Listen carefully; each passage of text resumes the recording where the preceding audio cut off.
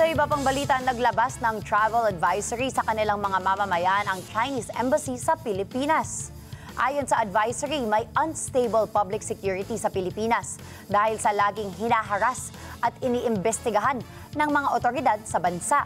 Ang mga Chinese, pati na ang kanilang negosyo na sanhi upang tumaas ang panganib sa seguridad ng mga mamamayang Chino.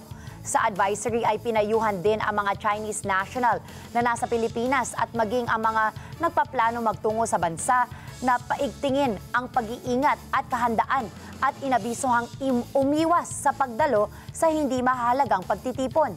Pinaiiwas din ang mga ito sa pagpunta sa matataong mga lugar at pagdalo sa political gatherings, maging ang pagsunod sa mga batas na umiiral sa bansa.